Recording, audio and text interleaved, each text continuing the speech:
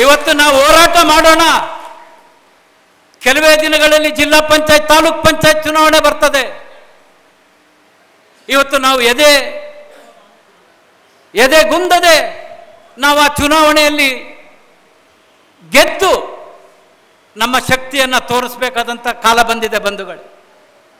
ಹಾಗಾಗಿ ನಾನು ಮತ್ತೊಮ್ಮೆ ಸಿದ್ದೇಶಣ್ಣವ್ರಿಗೆ, ಗಾಯತ್ರಮ್ಮನವ್ರಿಗೆ ಕೈ ಮುಗಿದು ಕೇಳ್ತೀನಿ, ಪ್ರಾಮಾಣಿಕ ಕಾರ್ಯಕರ್ತರ ನೋವೇನಿದೆ, ಇಲ್ಲಿ ಪಕ್ಷ ವಿರೋಧಿ ಚಟುವಟಿಕೆಯನ್ನು ಏನು ಮಾಡಿದ್ದಾರೆ, ಅವರ ಅವಶ್ಯಕತೆ ಇಲ್ಲ.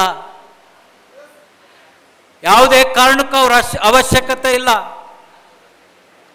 ಎಲ್ಲಿ ಅನ್ಯಾಯ ಮಾಡಿದರೋ ಅಲ್ಲಿ ಹೊಸ ದೇಶಭಕ್ತ ಪ್ರಾಮಾಣಿಕ ಕಾರ್ಯಕರ್ತರನ್ನ ನಾವು ನಾಯಕರನ್ನಾಗಿ ಮಾಡೋಣ.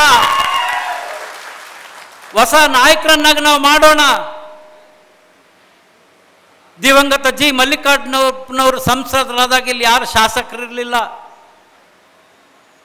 ಪಕ್ಷದಲ್ಲಿ ಏನೂ ಶಕ್ತಿ ಇರಲಿಲ್ಲ. ಆ ಸಂದರ್ಭದಲ್ಲಿ ನಿಮ್ಮ ತಂದೆಯವ್ರನ್ನ ಲೋಕಸಭಾ ಸದಸ್ಯರನ್ನಾಗಿ ಮಾಡಲಿಲ್ವಾ? ಇವತ್ತು ಅನೇಕ ಪ್ರಾಮಾಣಿಕ ಕಾರ್ಯಕರ್ತರಿದ್ದಾರೆ. ಪಕ್ಷ ದ್ರೋಹ ಮಾಡ್ತಕ್ಕಂಥವ್ರನ್ನ ಶಿಕ್ಷೆ ಆಗಲೇಬೇಕು.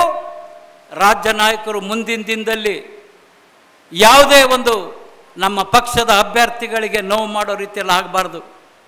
ಇದನ್ನು ಗಮನಿಸಿದರೆ ಬೀದರ್ ಇಲ್ಲೆಲ್ಲ ಸುಮಾರು 1 ವರ್ಷದಿಂದ ಅಪಸ್ವರ ಬಂದು ವಾತಾವರಣವನ್ನು ಕೆಡಿಸಿ ನಾವು ಸೀಟ್ಗಳನ್ನು ಕಳೆದುಕೊಳ್ಳೋಂಗಾಯಿತು. ಅದನ್ನು ರಾಜ್ಯ ನಾಯಕರು ಕಂಟ್ರೋಲ್ ಮಾಡಲಿಕ್ಕೆ ಆಗ್ತಿದ್ದಿಲ್ವಾ? ರಾಜ್ಯ ನಾಯಕರು ಕಂಟ್ರೋಲ್ ಮಾಡಿ ನಿಜವಾಗ್ಲೂ ಪ್ರಾಮಾಣಿಕವಾಗಿ ಆ ಕೂಬಾ ಅವ್ರನ್ನ ತೆಗಿಸ್ಬೇಕಾಗಿತ್ತು. ಇವರು ಎಲ್ಲ ಒಳಸಂಚು. ಬಸವನಗೌಡ ಯತ್ನಾಳ್ ಹೇಳಿದರು, BSY ಅಂದರೆ B ಅಂದರೆ ಭೀಮಣ್ಣ ಕಾಂಡೆ, S ಅಂದರೆ ಶಿವಶಂಕರಪ್ಪ, Y ಅಂದರೆ ಯಡಿಯೂರಪ್ಪ. ಇದು ರಾಜ್ಯದಲ್ಲಿ ನಡೀತಾ ಇರೋದು. ನನಗೆ ಯತ್ನಾಳವ್ರು ಹೇಳಿದಾಗ ತಮಾಷೆ ಅನ್ನಿಸ್ತಾ ಇತ್ತು. ಆದರೆ ಸ್ವಾಮಿ ಅದಕ್ಕೋಸ್ಕರನೇ ಮಾಡ್ತಾ ಇರೋದು. ದಯವಿಟ್ಟು ಸತೀಶ್ ಅವರೇ, ನಾವು ಮಾತಾಡ್ತಿರೋದು ಅದಕ್ಕೆ. ಅರೆ ಗೊತ್ತಾಗೋದು ಯಾವಾಗ ಹೇಳಿ? ಇಲ್ಲ ನಾವು ಮಾತಾಡಿ ಎಲ್ಲ ಆಗಿಬಿಟ್ಟಿದ್ದೀವಿ, ಅನುಭವಿಸ್ಬಿಟ್ಟಿದ್ದೀವಿ. ಮಾತಾಡಬೇಕೋ ಬೇಡ ಹೇಳ್ರಿ, ಸತ್ಯ.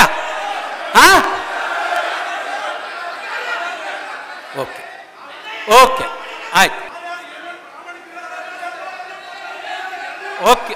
ಭಾರತ್ ಮಾತಾ ಕಿ, ಭಾರತ್ ಮಾತಾ ಕಿ.